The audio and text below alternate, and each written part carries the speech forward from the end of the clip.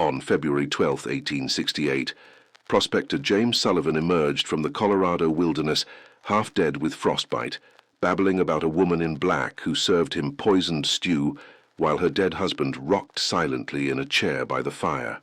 The townspeople of Silver Creek dismissed Sullivan's ravings as frontier madness brought on by isolation and harsh mountain winters. But 3 months later, when Sullivan's detailed journal was found hidden in his claim, it contained names, dates, and locations that painted a terrifying picture of systematic murder. The woman he described as an angel of death disguised as Mercy had been operating a boarding house where travelers checked in but never checked out, their bodies buried in her garden while she served their flesh to the next unsuspecting guests. This is the macabre history of Eliza Thornfield, the Colorado widow who transformed hospitality into horror and turned her remote mountain home into a slaughterhouse that claimed at least 43 lives over 7 years. She didn't kill for money, revenge, or passion. She killed because she had developed an insatiable appetite for human flesh and found that welcoming strangers to her table provided the perfect cover for satisfying her cannibalistic cravings. What you're about to hear will challenge every assumption about the nature of evil and reveal how a grieving widow became one of the most prolific serial killers in American frontier history. Eliza Thornfield arrived in the Colorado Territory in 1861 with her husband Samuel, a mining engineer who had been hired to survey potential silver deposits in the remote mountain valleys near what would later become Silver Creek. The Thornfields purchased a substantial log cabin situated on a natural plateau overlooking the main trail that connected the scattered mining camps with the supply stations in the valley below. The location was strategically perfect for what would later become Eliza's killing ground, isolated enough to muffle screams and gunshots, yet positioned along the main travel route to attract a steady stream of potential victims. The cabin itself was larger than most frontier dwellings, built with thick log walls that could withstand harsh winters, and featuring multiple rooms that could accommodate several guests simultaneously. Samuel Thornfield's mining surveys took him away from home for weeks at a time, leaving Eliza alone in the remote cabin with only occasional visits from passing travelers to break the monotony of frontier isolation. These early encounters with strangers revealed Eliza's natural talent for hospitality and her ability to make weary travelers feel welcome and secure in her mountain refuge. During the winter of 1862, Samuel Thornfield died in a mining accident when a tunnel collapse trapped him underground for 3 days before his body could be recovered. The official cause of death was listed as suffocation and crushing injuries, but those who knew the couple noted that Eliza's reaction to her husband's death was unusually subdued for a woman who had just lost her life partner in a tragic accident. Rather than returning to civilization as most frontier widows would have done, Eliza chose to remain alone in the remote mountain cabin, claiming that she felt closer to Samuel's memory in the place they had shared together. She announced her intention to support herself by taking in travelers who needed accommodation during their journeys through the dangerous mountain passes. The transformation of Eliza Thornfield from grieving widow to systematic killer began during the harsh winter of 1863, when a series of severe blizzards trapped several travelers in her cabin for extended periods. Among these stranded visitors was Thomas Fletcher, a traveling merchant who had been carrying a substantial amount of gold and silver coins intended for purchasing supplies in Denver. Fletcher's death, which occurred during his 3rd week at the cabin, was attributed to pneumonia, brought on by exposure to harsh weather conditions. Eliza's care for the sick merchant was noted by other guests as exemplary, and his peaceful death in the warm cabin was viewed as merciful compared to the fate that might have awaited him if he had been caught in the open during the blizzards. What the other guests could not have known was that Thomas Fletcher had not died of natural causes, but had been systematically poisoned by Eliza using a combination of mercury and arsenic that she had obtained from her husband's mining supplies. The symptoms of mercury poisoning closely resembled those of pneumonia and other respiratory ailments, making it an ideal murder weapon for someone who needed to kill without arousing suspicion. More significantly, Fletcher's death marked Eliza's first experiment with cannibalism. Isolated in the cabin with limited food supplies and several hungry guests to feed, she had made the decision to butcher Fletcher's body and serve portions of his flesh to her remaining visitors. disguised as venison and other wild game that she claimed to have preserved from hunting expeditions. The psychological impact of consuming human flesh while maintaining normal social interactions with her guests provided Eliza with a sense of power and superiority that she found intoxicating. She discovered that she enjoyed the secret knowledge that her guests were unknowingly participating in cannibalistic meals while trusting her completely with their safety and well-being. The success of Fletcher's murder and the concealment of his cannibalization convinced Eliza that she had found the perfect method for satisfying both her growing appetite for human flesh and her need for the companionship and resources provided by travelers. She began planning future murders with the systematic approach that would characterize her criminal career for the next 7 years. The spring of 1863 brought a steady stream of prospectors, surveyors, and merchants through Eliza's mountain refuge, providing her with numerous opportunities to select victims and refine her killing techniques. She developed sophisticated methods for evaluating potential victims based on their likely travel plans, the probability that their disappearances would be investigated, and the quality of flesh they would provide for her cannibalistic meals. Eliza's victim selection criteria favored travelers who were journeying alone or in small groups, carried valuable possessions that could be claimed after their deaths, and appeared to be in good physical condition that would provide the best quality meat for consumption.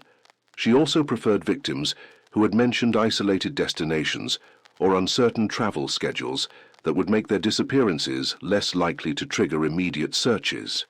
The murder methods employed by Eliza Thornfield evolved considerably during her first year of systematic killing. While she continued to use mercury and arsenic poisoning for victims whose deaths needed to appear natural, she also developed techniques for killing victims through accidents, medical emergencies, and other methods that would not require explanation to surviving guests or future visitors.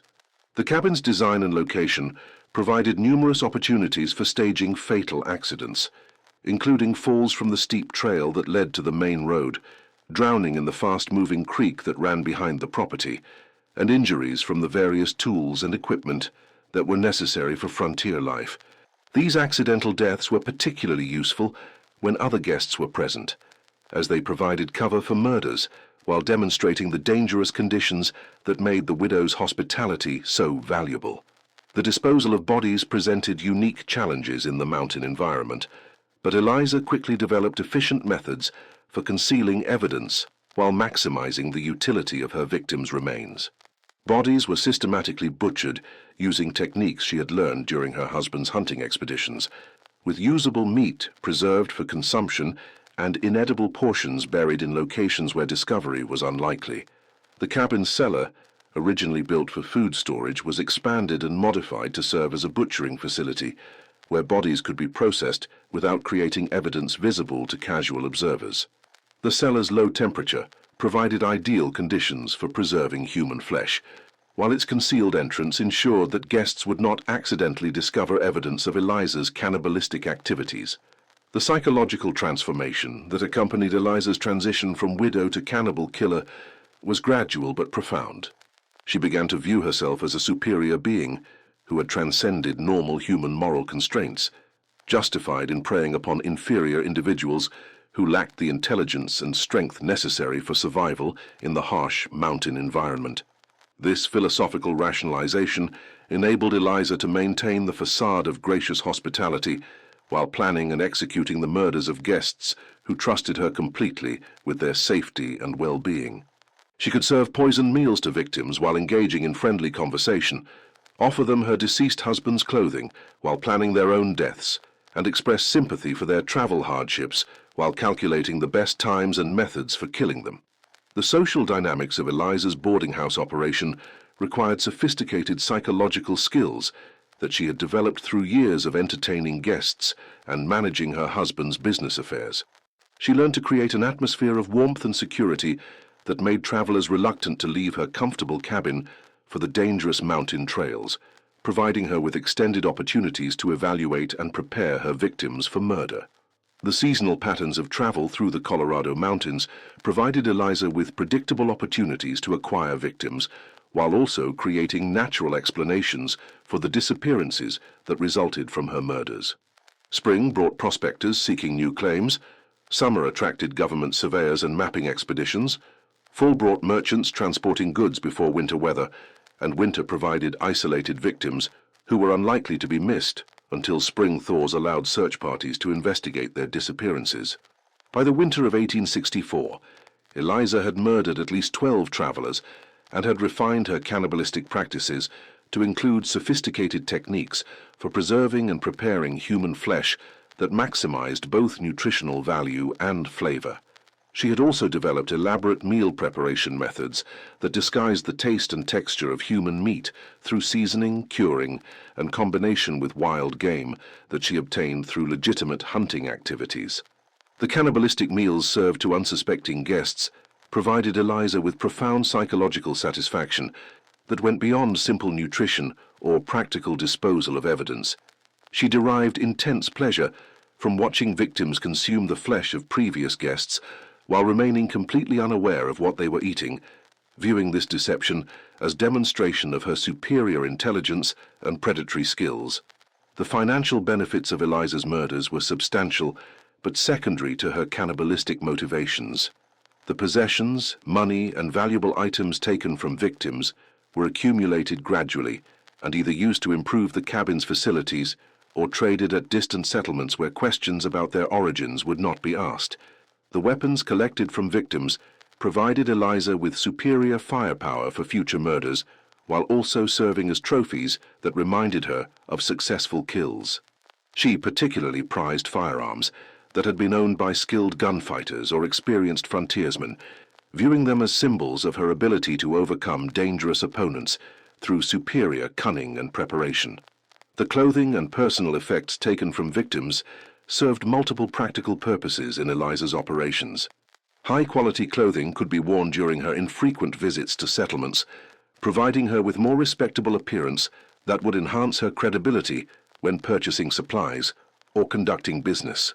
Personal documents and correspondence could provide intelligence about potential future victims, or could be used to create false explanations for victims' disappearances.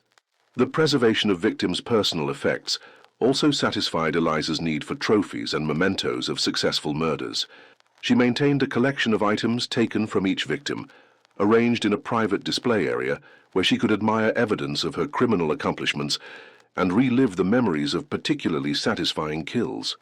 The expansion of Eliza's killing operation during 1865 and 1866 reflected both her growing confidence in her murder techniques and her increasing appetite for human flesh. The frequency of murders increased from seasonal opportunities to systematic targeting of specific victim types that would provide optimal combinations of safety, profit, and cannibalistic satisfaction. The development of specialized victim categories allowed Eliza to tailor her murder methods to different types of travelers and circumstances. Lone prospectors could be killed through staged mining accidents, government officials could be murdered during apparent attacks by hostile Native Americans, and merchants could disappear during simulated bandit raids that would explain both their deaths and the disappearance of their valuable goods. The sophistication of Eliza's murder scenarios required extensive preparation and attention to detail that demonstrated her evolution from opportunistic killer to systematic criminal mastermind.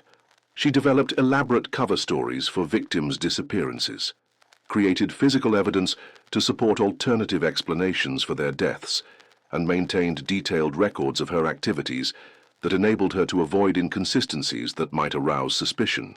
The cannibalistic aspects of Eliza's crimes became increasingly elaborate as she developed gourmet techniques for preparing and serving human flesh.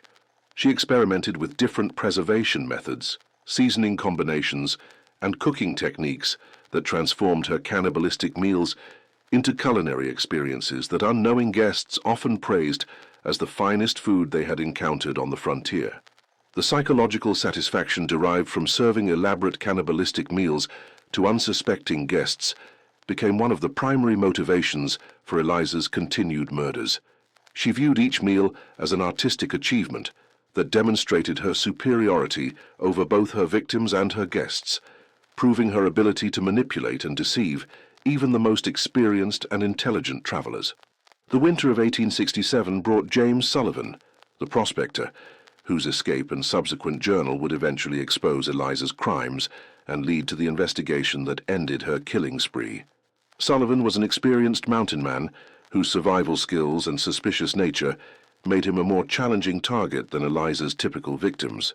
Sullivan's arrival at the cabin during a severe blizzard appeared to provide Eliza with an ideal opportunity for murder, as the storm would prevent escape and provide natural explanations for any accidents or illnesses that might befall the prospector. However, Sullivan's experience with frontier dangers had taught him to remain alert for signs of treachery, even in apparently safe environments. The prospector's suspicions were first aroused by inconsistencies in Eliza's explanations about her husband's death and the circumstances that had led to her isolated life in the mountain cabin. His knowledge of mining operations and local geography revealed errors in her stories that suggested deliberate deception rather than simple misremembering of traumatic events. More significantly, Sullivan's keen senses detected unusual odors and sounds in the cabin that suggested the presence of decomposing organic matter in locations where it should not have existed. His experience butchering animals for food enabled him to recognize the distinctive scents associated with meat processing activities that appeared to be far more extensive than would be necessary for preparing meals for the small number of guests present in the cabin. Sullivan's military experience during the Civil War had taught him to trust his instincts about dangerous situations, and his growing unease about Eliza's behavior prompted him to take precautions that would ultimately save his life.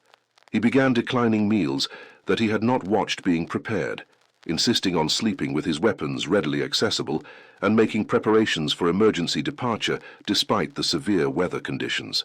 The poisoned stew that nearly killed Sullivan was Eliza's attempt to murder the suspicious prospector before his concerns could develop into active investigation of her activities.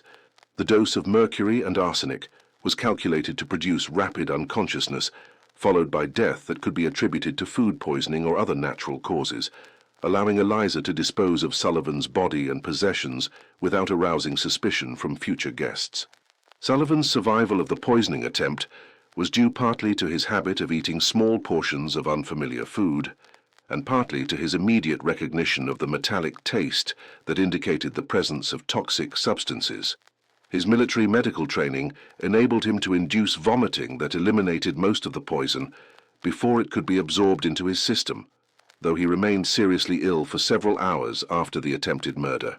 The discovery of human bones in the cabin's refuse area confirmed Sullivan's worst suspicions about Eliza's activities and prompted his desperate escape attempt despite the dangerous weather conditions and his weakened physical state. His knowledge of the local terrain and his determination to reach civilization before Eliza could make another murder attempt provided him with the motivation necessary to survive the treacherous journey through the mountain wilderness. Sullivan's escape through the blizzard was a harrowing ordeal that nearly killed him from exposure and exhaustion, but his survival provided law enforcement with the first detailed account of Eliza's criminal activities and the evidence necessary to mount an investigation into the disappearances that had been attributed to frontier hazards. The journal that Sullivan had hidden at his mining claim provided investigators with detailed descriptions of Eliza's methods, her cannibalistic practices, and the evidence he had observed of systematic murder over multiple years. The journal's precision and attention to detail convinced authorities that Sullivan's accusations were credible despite their horrific nature, and the difficulty of believing that such systematic evil could be perpetrated by a single individual. The federal investigation into Eliza Thornfield's crimes began in the spring of 1868, when U.S. Marshal Robert Hayes assembled a team of experienced investigators to examine Sullivan's accusations and gather evidence of the murders that allegedly had been committed at the remote mountain cabin.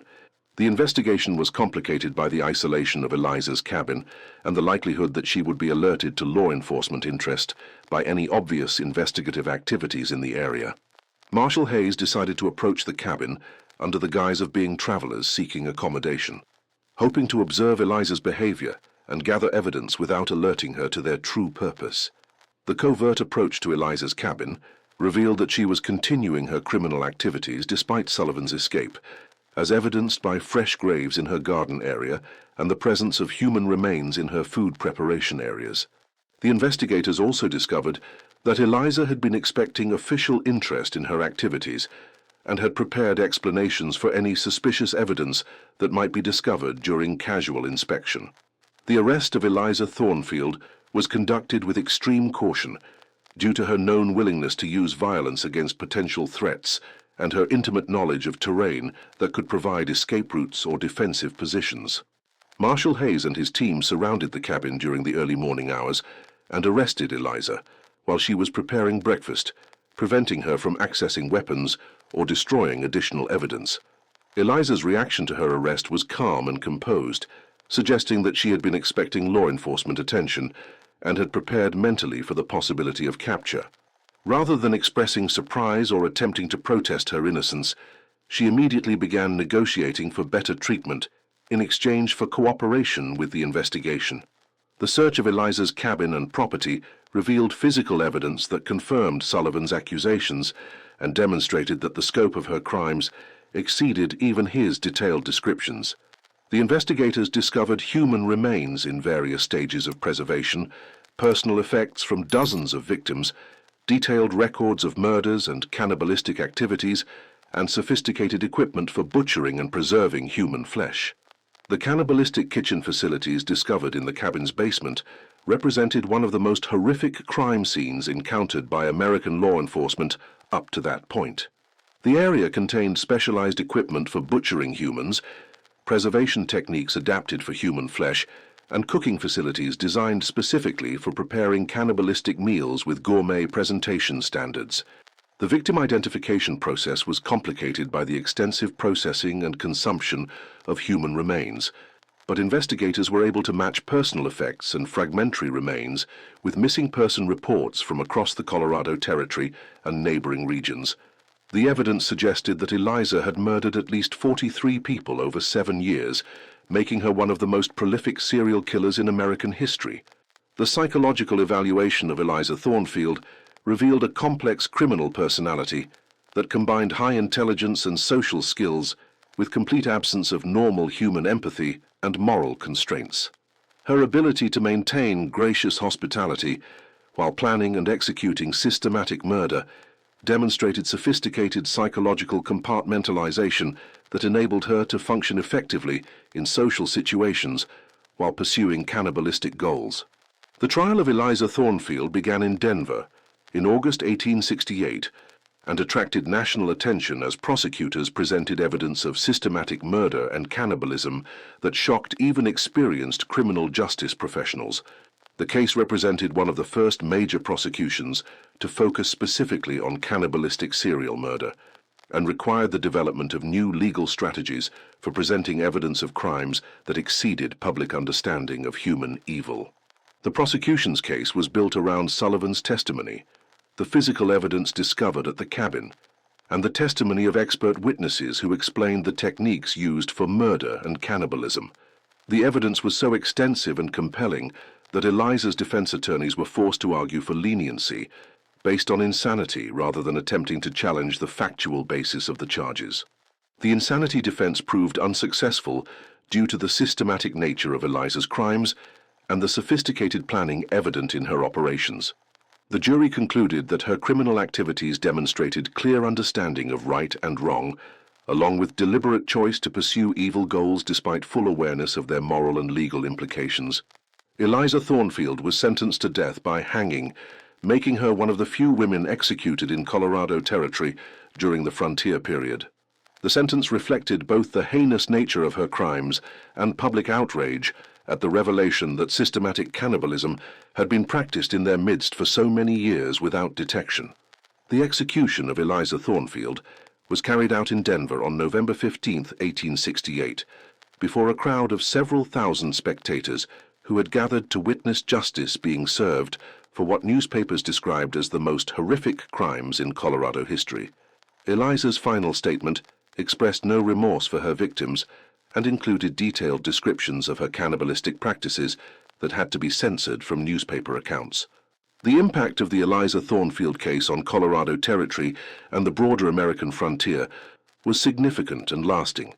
The revelation that systematic cannibalism could be practiced under the guise of frontier hospitality created public demand for better law enforcement presence in remote areas and improved communication systems for tracking missing persons. The case also influenced the development of forensic investigation techniques and criminal psychology understanding, as law enforcement professionals struggled to comprehend how an individual could commit such systematic evil while maintaining normal social relationships and community standing. The site of Eliza's cabin was destroyed by fire shortly after her execution, with local residents claiming that the building was cursed and unsuitable for human habitation. The property remained vacant for decades, and local folklore developed numerous supernatural explanations for the evil that had flourished there. The victims of Eliza Thornfield deserve to be remembered as individuals whose lives were destroyed by systematic evil that perverted the tradition of frontier hospitality into an instrument of murder and cannibalism. Their deaths serve as reminders of the vulnerability of travelers in remote areas and the importance of maintaining vigilance against predators who would exploit trust and desperation for criminal purposes. The 43 confirmed victims included prospectors, merchants, government surveyors, and other travelers whose contributions to frontier development were eliminated by Eliza's cannibalistic appetites. Each death represented not only individual tragedy, but also loss to communities that depended on the courage and determination of individuals willing to risk dangerous travel for economic and social development. The cannibalistic aspects of Eliza's crimes added dimensions of horror that challenged contemporary understanding of human evil and forced communities to confront the possibility that systematic depravity could flourish behind facades of respectability and charitable hospitality. The legacy of Eliza Thornfield's crimes continues to influence discussions about criminal psychology, frontier safety, and the importance of maintaining law enforcement presence in remote areas where isolation might enable systematic criminal activity to develop and persist without detection or intervention. Her case serves as a permanent reminder that evil can take forms that exceed normal human understanding, and that vigilance against such evil must extend beyond established communities to include remote areas where vulnerable individuals might encounter predators disguised as benefactors and protectors. The story of the widow who welcomed strangers and never let them leave stands as one of the most horrific examples of systematic evil in American frontier history, demonstrating that the most dangerous predators are often those who appear most helpful and trustworthy to their intended victims. In the end, Eliza Thornfield's macabre history serves as both a historical account of frontier crime and a cautionary tale about the importance of maintaining vigilance against evil that can flourish when isolation and desperation create conditions where predators can exploit victims' trust and need for assistance. The mountain trails of Colorado no longer echo with the screams of Eliza's victims, but the memory of her crimes continues to remind us that hospitality without humanity is merely another form of predation, and that our responsibility to protect vulnerable travelers extends beyond simple charity to include the vigilance necessary to identify and stop those who would transform mercy into murder. The investigation into the full extent of Eliza's crimes revealed disturbing evidence that her cannibalistic practices had evolved far beyond simple consumption of victims' flesh. Federal investigators discovered that she had been experimenting with different preservation techniques, developing what amounted to a sophisticated human meat processing operation that rivaled the efficiency of commercial slaughterhouses. The basement facility beneath her cabin contained specialized equipment that she had designed and built herself, including pulleys for suspending bodies during butchering, drainage systems for collecting and disposing of blood, and temperature-controlled storage areas that preserved human flesh for extended periods. The sophistication of this operation suggested years of planning and continuous improvement of her cannibalistic methods. The preservation techniques employed by Eliza included smoking, salting, and curing methods that she had adapted from traditional meat preservation practices. She had experimented with different seasonings and preparation methods to enhance the flavor of human flesh, while disguising its distinctive taste and texture from unsuspecting guests who consumed it during their stays at her cabin. The cooking equipment discovered in her kitchen included specialized pots, knives, and serving implements that had been dedicated exclusively to preparing human flesh. These implements were kept separate from the utensils used for preparing conventional food, suggesting that Eliza maintained strict procedures for avoiding contamination between her cannibalistic meals and normal food preparation. The recipe collection found among Eliza's personal effects included detailed instructions for preparing various cuts of human meat, along with notes about which victims had provided the best quality flesh and which preparation methods had been most successful in concealing the true nature of the ingredients from guests who unknowingly consumed them. The systematic nature of Eliza's food preparation extended to elaborate meal planning that incorporated human flesh into multi-course dinners that she served to unsuspecting guests as examples of her culinary skills. These meals were often praised by visitors as the finest food they had encountered during their travels, providing Eliza with perverse satisfaction at her ability to deceive even the most experienced and sophisticated travelers. The psychological aspects of Eliza's cannibalistic practices revealed a complex personality that derived intense pleasure from the power and control involved in serving human flesh to unknowing victims. She viewed each meal as a demonstration of her superiority over her guests, proving her ability to manipulate and deceive them while they remained completely unaware of participating in cannibalistic consumption. The detailed journals maintained by Eliza documented not only the practical aspects of her murders and cannibalism, but also her emotional and psychological responses to different aspects of her criminal activities. These writings revealed a woman who had developed elaborate philosophical justifications for her actions, while maintaining detailed observations about the effectiveness of different murder and preservation techniques. The victim selection process described in Eliza's journals revealed sophisticated evaluation criteria that went beyond simple considerations of safety and opportunity. She categorized potential victims according to their physical condition, estimated meat quality, and the entertainment value they might provide during the murder and consumption process. Young, healthy travelers were preferred for their superior meat quality, while older or sickly individuals were typically allowed to leave unharmed unless they possessed valuable property that justified the inferior quality of flesh they would provide. Eliza also showed preference for victims who appeared to be well-nourished and physically active, believing that their lifestyle would result in better-tasting meat. The seasonal variations in Eliza's victim selection reflected her understanding of how different types of travelers might provide optimal combinations of safety, profit, and cannibalistic satisfaction. Spring prospectors were often lean from winter privation. Summer government workers were typically well-fed and healthy. Fall merchants were usually older but carried valuable goods, and winter travelers were desperate enough to be less suspicious of unusual circumstances. The elaborate torture methods employed by Eliza before killing her victims served multiple purposes in her criminal operation. Physical torture provided her with sadistic entertainment, while also serving practical functions such as tenderizing meat and extracting information about victims' backgrounds and resources that might be exploited after their deaths. The torture equipment discovered at the cabin included devices specifically designed for restraining and tormenting human victims, many of which had been adapted from farming and butchering tools that would not appear suspicious to casual observers. These devices enabled Eliza to prolong victim suffering while maintaining control over the timing and method of their eventual deaths. The psychological torture techniques documented in Eliza's journals included elaborate scenarios designed to maximize victim terror and despair. She would often inform victims about her cannibalistic intentions while they were restrained and helpless, forcing them to contemplate their fate as both murder victims and future meals for other travelers. The feeding of human flesh to subsequent guests while previous victims watched from hidden observation points provided Eliza with additional psychological satisfaction. She had constructed concealed viewing areas where bound victims could observe their own flesh being served to and consumed by unsuspecting travelers, adding layers of psychological horror to the physical torment they were experiencing. The business aspects of Eliza's operation extended beyond simple robbery, to include systematic exploitation of victims' professional and personal connections.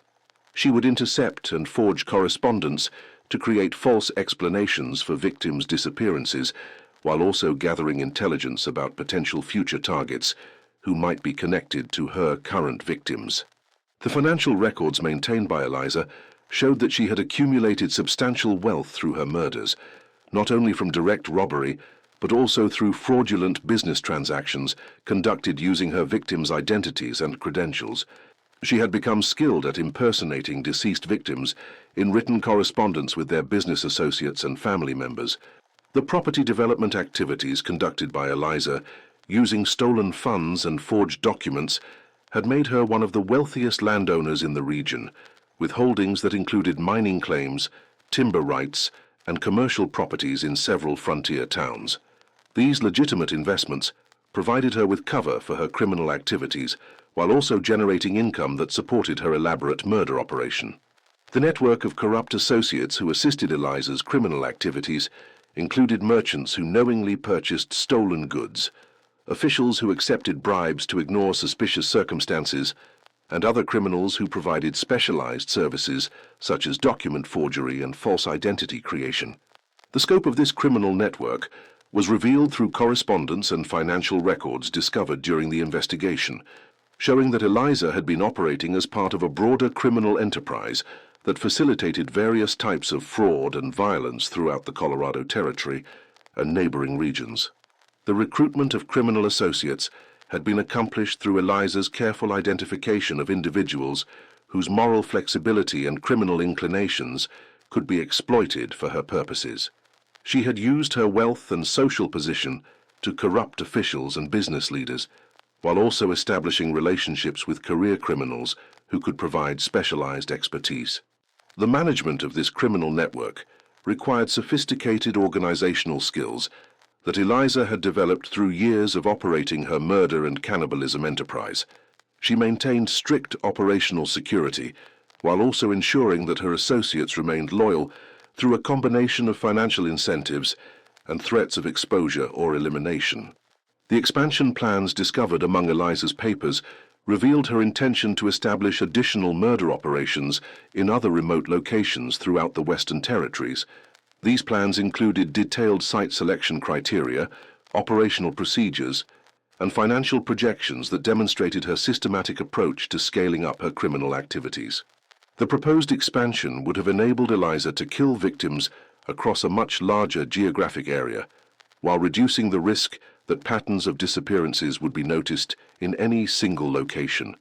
The sophistication of these plans suggested that she viewed her criminal activities as a business enterprise that could be expanded systematically through careful planning and investment. The training materials prepared by Eliza for potential associates included detailed instructions for victim selection, murder techniques, body disposal, and cannibalistic preparation methods. These materials demonstrated her intention to transmit her specialized knowledge to other criminals who could operate similar enterprises under her supervision and control. The discovery of these expansion plans elevated Eliza's case from individual serial murder to conspiracy to establish organized criminal activities across multiple territories. Federal authorities recognized that her capture was essential to prevent the establishment of a criminal network that could have claimed hundreds of additional victims throughout the American frontier. The international aspects of Eliza's criminal activities were revealed through correspondence with associates in Europe and South America who were involved in various forms of fraud and violence. These connections suggested that her criminal enterprise was part of a global network of individuals who specialized in exploiting frontier conditions and weak law enforcement for criminal purposes. The sophisticated communication systems used by Eliza to coordinate her criminal activities included coded correspondence, secure meeting locations, and financial arrangements that enabled her to maintain contact with criminal associates across vast distances while avoiding detection by law enforcement agencies. The intelligence-gathering operations conducted by Eliza's network included systematic surveillance of potential victims, law enforcement activities, and business opportunities that could be exploited for criminal purposes. This intelligence was shared among network members through secure channels that enabled coordinated criminal activities across multiple jurisdictions.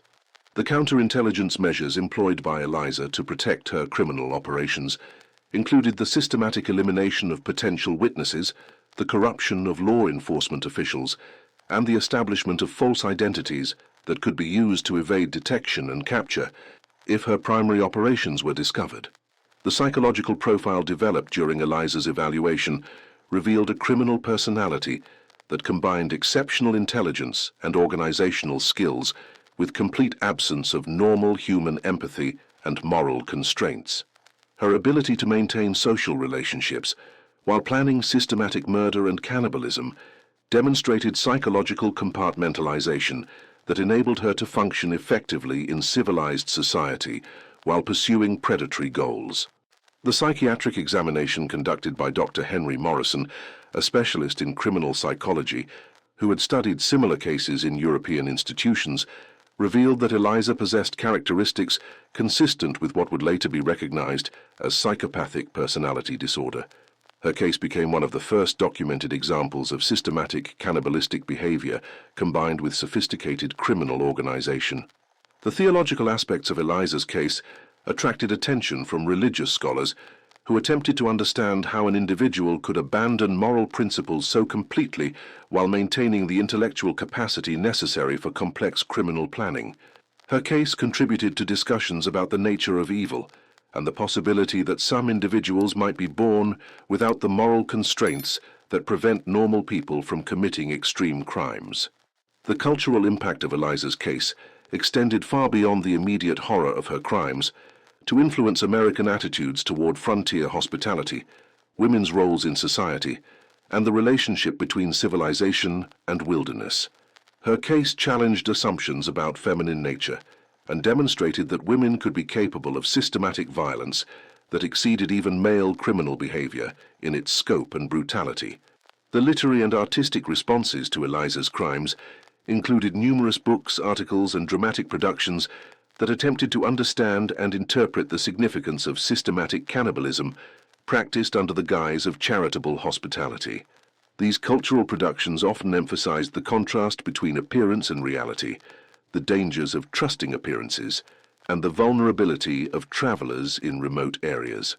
The legal precedents established during Eliza's prosecution influenced the development of criminal law regarding cannibalism, organized criminal activity, and crimes that crossed territorial boundaries. Her case contributed to the establishment of federal jurisdiction over crimes that involved multiple territories and demonstrated the need for improved coordination between different law enforcement agencies. The forensic techniques developed during the investigation of Eliza's crimes became models for law enforcement agencies dealing with similar cases involving systematic murder and body disposal. The methods used to identify victims, analyze physical evidence, and reconstruct criminal activities influenced forensic science development for decades after her execution. The victim identification process was complicated by the extensive consumption and disposal of human remains, but investigators were able to develop new techniques for matching fragmentary evidence with missing person reports and family descriptions. These techniques became standard procedures for mass murder investigations and contributed to the development of forensic anthropology as a specialized discipline.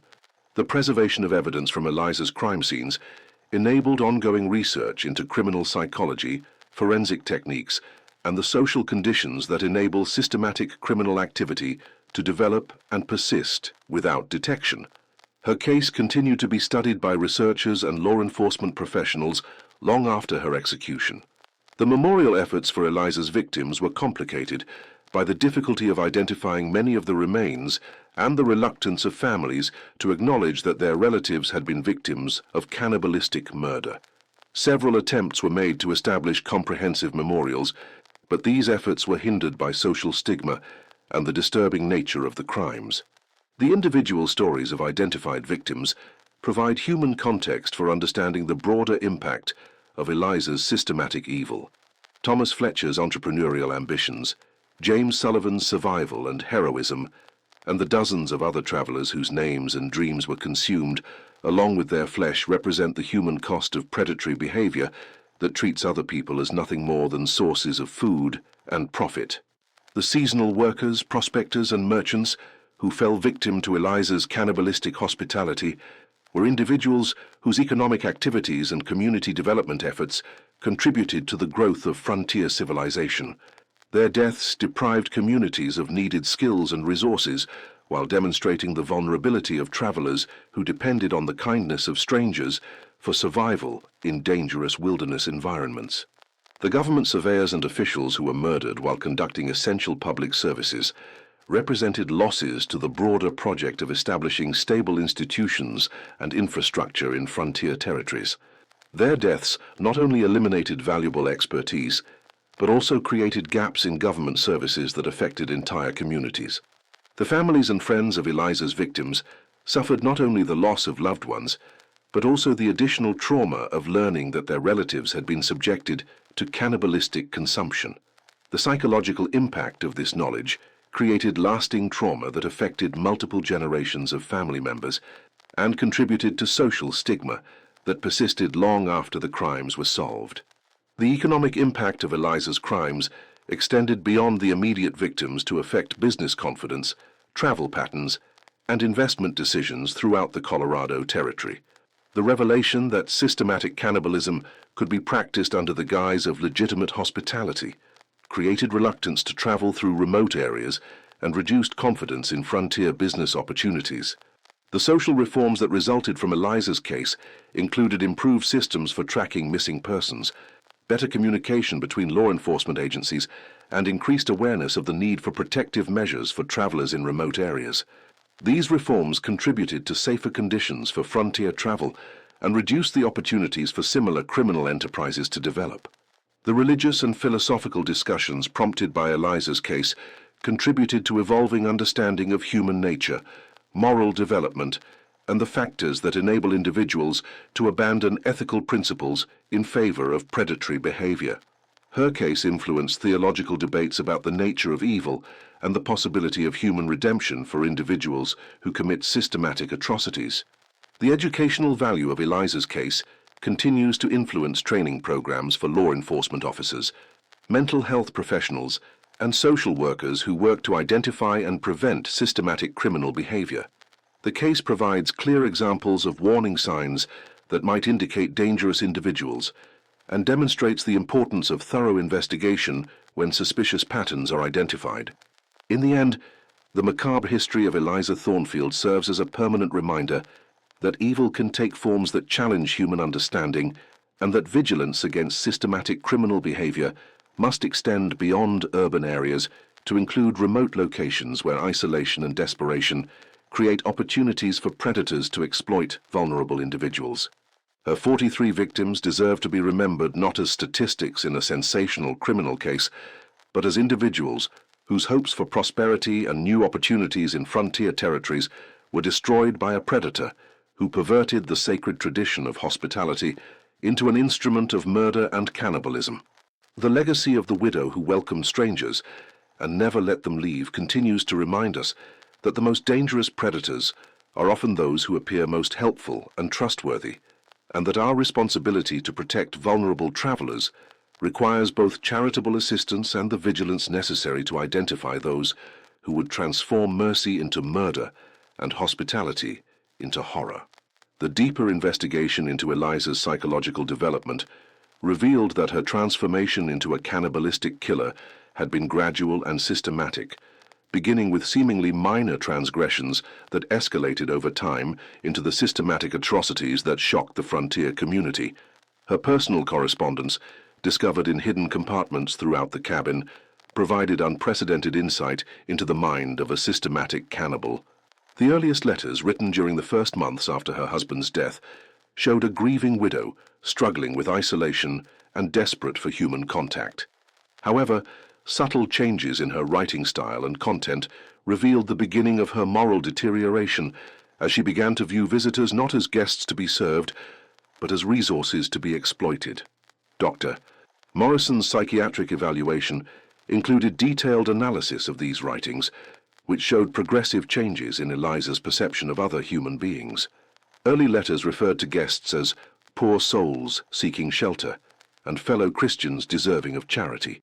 Later correspondence described the same types of visitors as specimens for observation and eventually as provisions for the winter months. The psychological transformation was accompanied by physical changes in the cabin that reflected Eliza's evolving criminal purposes. What had begun as simple modifications for food storage gradually became sophisticated facilities for murder, butchering, and evidence disposal that required extensive planning and construction over multiple years. The basement facility's construction timeline, reconstructed from tool marks and building materials, showed that Eliza had been planning systematic murder for at least 2 years before killing her first victim. The early modifications included drainage systems and ventilation that would later prove essential for her cannibalistic operations. The construction techniques employed in the underground facility demonstrated knowledge of engineering principles that Eliza had acquired through systematic study and experimentation. She had consulted mining engineering texts from her deceased husband's library and had adapted mining techniques for excavation, timber support, and ventilation to create an underground complex suitable for her criminal purposes. The specialized equipment found in the basement included pulley systems for moving bodies, cutting tables designed for human anatomy, and storage containers specifically sized for preserving human flesh. These items had been manufactured by local craftsmen using Eliza's specifications, though the craftsman had been told that the equipment was for processing large game animals. The preservation techniques employed by Eliza represented adaptations of traditional meat processing methods that she had learned from frontier survival guides and had refined through experimentation on animal carcasses before applying them to human victims. Her systematic approach to developing these techniques showed the same methodical planning that characterized all aspects of her criminal operation. The smoking techniques used by Eliza for preserving human flesh involved the construction of specialized smoking chambers that were designed to process meat while concealing the distinctive odors that might alert visitors to unusual activities. These chambers were hidden beneath the cabin's main structure and were ventilated through concealed chimneys that dispersed smoke over wide areas. The salt curing methods employed by Eliza required substantial quantities of salt that she obtained through trading relationships with merchants in distant settlements. Her purchasing patterns, reconstructed from merchant records, showed systematic acquisition of preservation supplies that far exceeded the normal requirements for a frontier household. The seasoning and flavoring techniques developed by Eliza were documented in detailed recipe collections that showed continuous experimentation with methods for disguising the distinctive taste and texture of human flesh. These recipes included complex spice combinations and cooking methods that transformed human meat into dishes that unsuspecting guests often praised as exceptional examples of frontier cuisine. The meal preparation rituals employed by Eliza revealed the extent to which her cannibalistic activities had become integrated into her daily routine and personal identity. She had developed elaborate ceremonies for selecting, preparing, and serving human flesh that provided her with psychological satisfaction beyond simple nutrition or disposal of evidence. The serving rituals included special dinnerware and utensils that were reserved exclusively for cannibalistic meals, along with specific table settings and presentation methods that enhanced her enjoyment of watching guests unknowingly consume human flesh. These rituals demonstrated the extent to which cannibalism had become central to Eliza's sense of identity and purpose. The guest manipulation techniques employed by Eliza during cannibalistic meals included subtle psychological pressures designed to ensure that visitors consumed the human flesh she served while remaining unaware of its true nature. She had developed sophisticated understanding of human psychology that enabled her to overcome natural reluctance or suspicion that guests might experience when presented with unfamiliar food.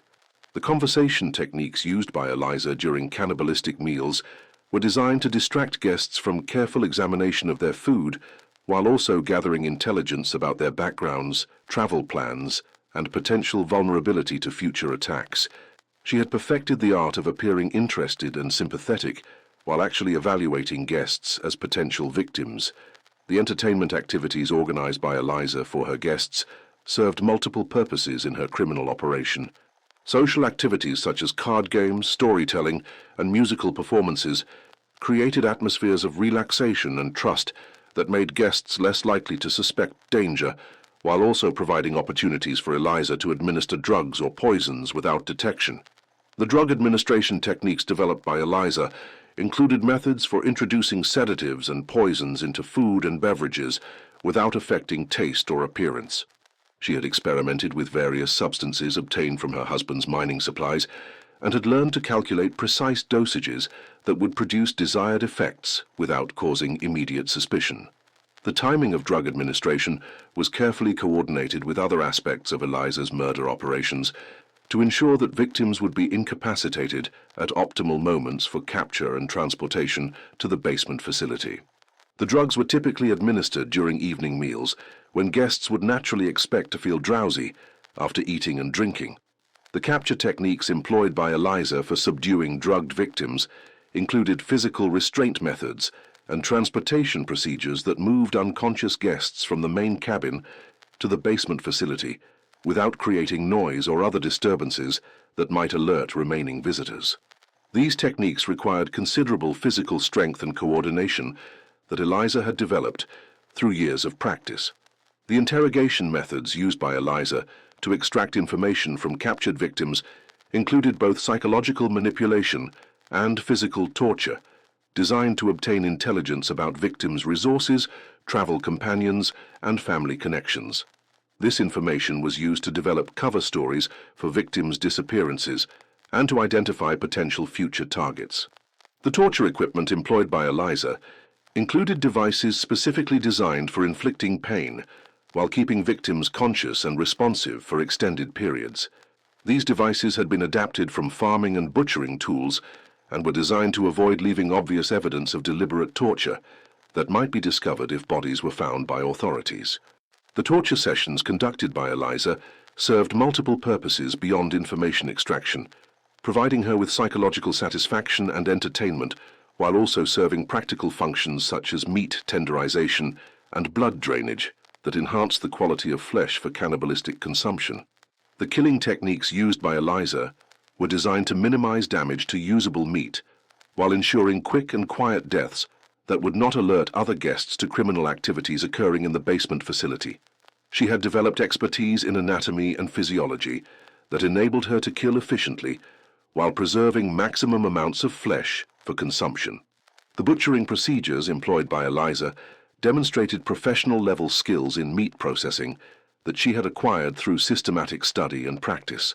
Her techniques maximized the yield of usable meat while minimizing waste and ensuring that different cuts were properly prepared for various preservation and cooking methods.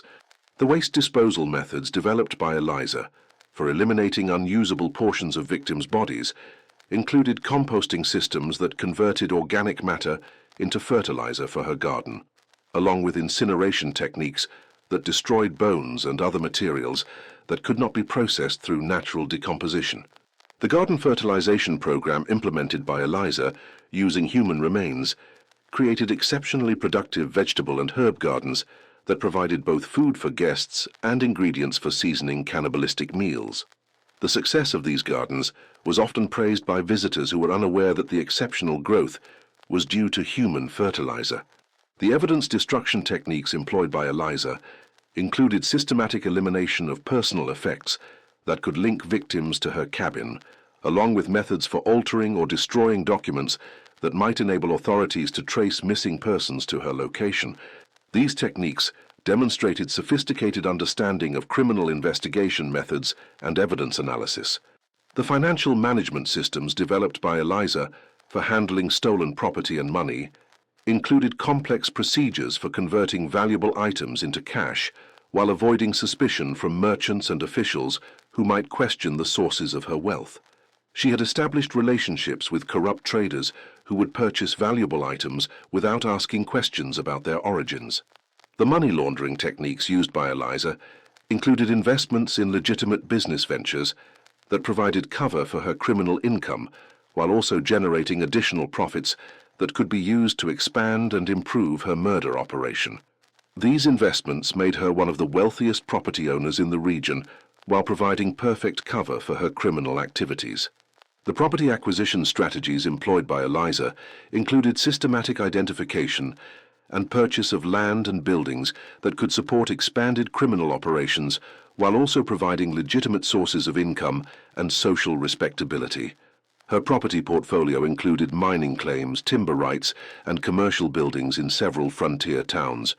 The business relationship management conducted by Eliza required sophisticated social skills and psychological manipulation to maintain her reputation as a respectable businesswoman while concealing her criminal activities from associates and competitors who might pose threats to her operations.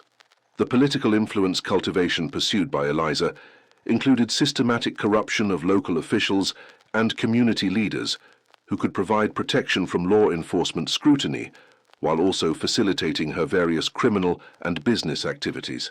She had developed a network of corrupt allies who received financial benefits in exchange for ignoring suspicious circumstances.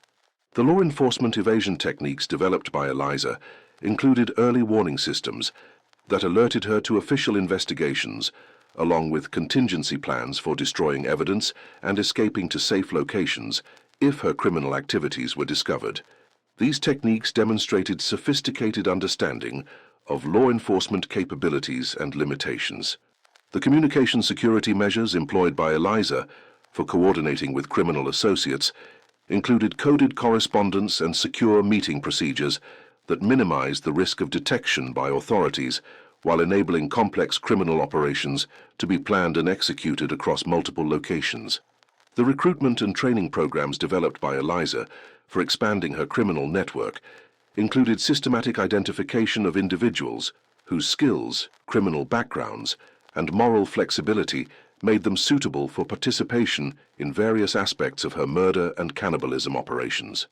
The expansion planning conducted by Eliza included detailed site selection criteria for establishing additional murder operations, along with operational procedures and financial projections that demonstrated her systematic approach to scaling up her criminal activities across multiple territories.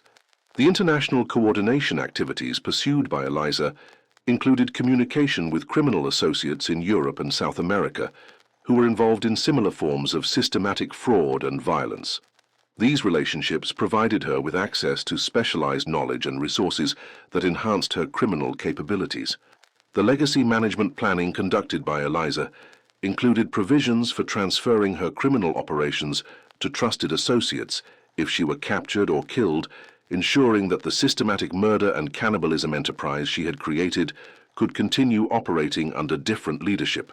The cultural impact assessment of Eliza's crimes revealed that her case had influenced American attitudes toward frontier hospitality, women's roles in society, and the relationship between civilization and wilderness in ways that persisted long after her execution. Her crimes challenged fundamental assumptions about feminine nature and demonstrated that women could be capable of systematic violence that exceeded male criminal behavior in scope and brutality. The literary and artistic responses to Eliza's case included numerous books, articles, dramatic productions, and visual artworks that attempted to understand and interpret the significance of systematic cannibalism practiced under the guise of charitable hospitality. These cultural productions often emphasize themes of deception, the dangers of trusting appearances, and the vulnerability of travelers in remote areas. The religious and philosophical discussions prompted by Eliza's crimes contributed to evolving understanding of human nature, moral development, and the factors that enable individuals to abandon ethical principles in favor of predatory behavior. Her case influenced theological debates about the nature of evil and the possibility of human redemption for individuals who commit systematic atrocities. The legal precedent establishment resulting from Eliza's prosecution influenced the development of criminal law regarding cannibalism, organized criminal activity, and crimes that crossed territorial boundaries. Her case contributed to the establishment of federal jurisdiction over crimes involving multiple territories and demonstrated the need for improved coordination between different law enforcement agencies. The forensic science advancement resulting from the investigation of Eliza's crimes included new techniques for identifying victims, analyzing physical evidence, and reconstructing criminal activities that became standard procedures for mass murder investigations. These techniques contributed to the development of forensic anthropology and criminal psychology as specialized disciplines. The victim advocacy programs established in response to Eliza's crimes included support services for families of missing persons and systematic approaches to missing person investigations that reduced the likelihood of similar criminal enterprises operating undetected for extended periods.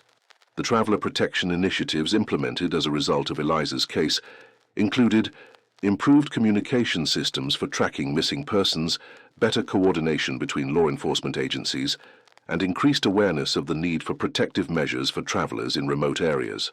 The community education programs developed in response to Eliza's crimes included training for business operators, law enforcement officials, and community leaders on identifying signs of systematic criminal activity and responding appropriately to suspicious circumstances that might indicate organized predatory behavior. The historical documentation efforts undertaken to preserve evidence and testimony from Eliza's case ensured that future researchers and law enforcement professionals would have access to detailed information about systematic cannibalism and the investigation techniques that proved effective in exposing and prosecuting such crimes.